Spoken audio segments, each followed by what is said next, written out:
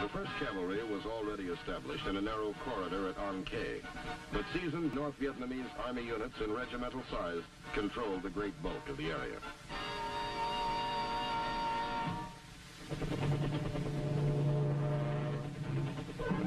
The Central Highlands, difficult terrain made up of jungle, mountains, and waterways with the highest incidence of malaria in Vietnam.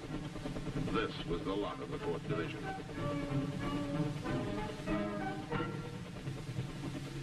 The division base was established at Dragon Mountain, renamed Camp Inari, after Lieutenant Mark S. Inari, the first Ivy officer to fall in Vietnam.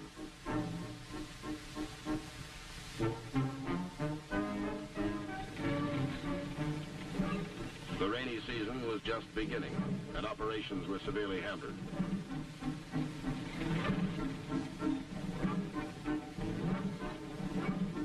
But neither the weather nor the harassing enemy could deter the Ivymen, who were determined to make the area their own.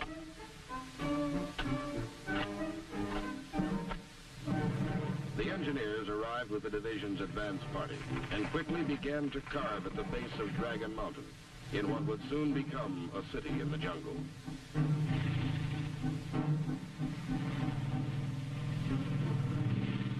With security details always on alert against sudden attack, the men of the 4th cleared the area and established their quarters.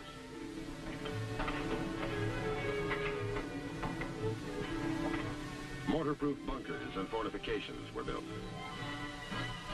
Metal runways were set down for aircraft landing strips. And roads were slashed through the jungle to keep convoys rolling and troops on the move.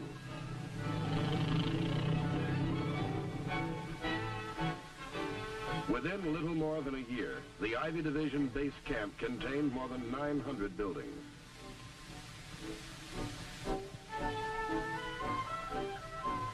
The harsh countryside was peopled mostly by Montagnards, a nomadic people who slash and burn clearings in the forest, farm it for a time, then move on. Harassed and terrorized by the Viet Cong, these simple folk fell victims of a time and circumstance they could not fathom.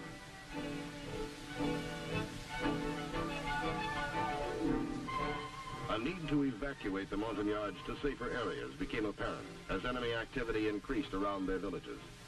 A program was evolved for the resettlement and care of the Montagnards.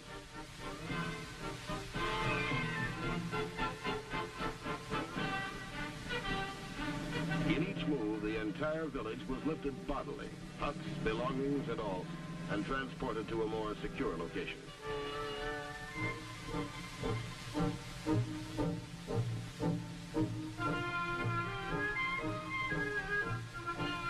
The men of the 4th Division helped to create a tight bond between the Montagnards and their country.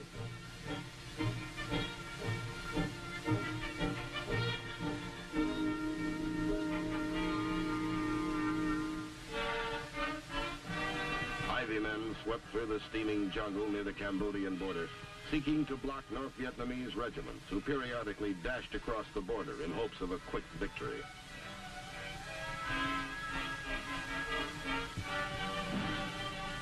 Often, small units of Ivy men would suddenly clash with overwhelming numbers of the enemy, who pounced with swift ferocity.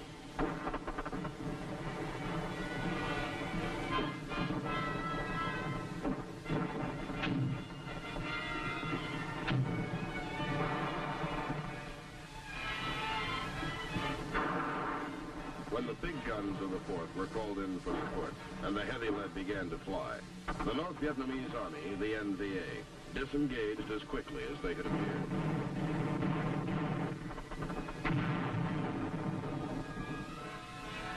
In that autumn and winter of '66, the enemy were often able to elude our pursuing fighters.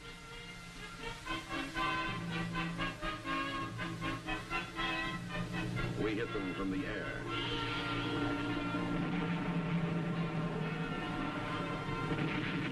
But they were adept at camouflage and could only be flushed on the ground. But if that's what it took, the Ivy men were ready.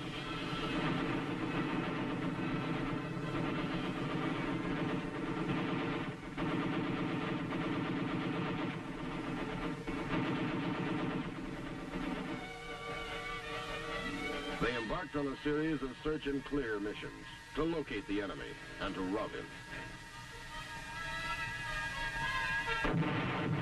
The big mobile guns continued to do their share in dispersing the enemy.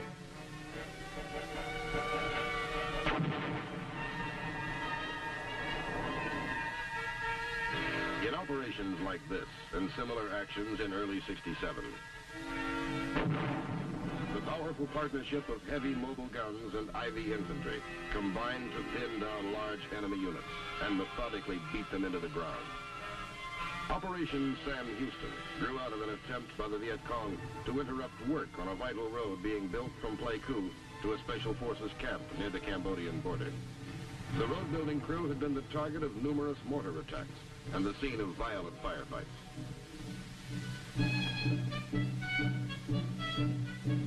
Despite intelligence reports of a large mass of NVA units, elements of the 4th Division moved through difficult terrain to meet the elusive enemy.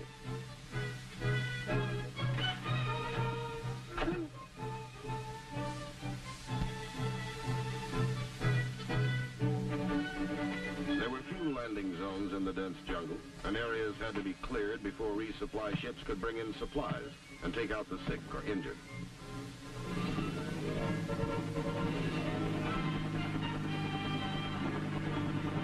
This was the only physical link with the outside.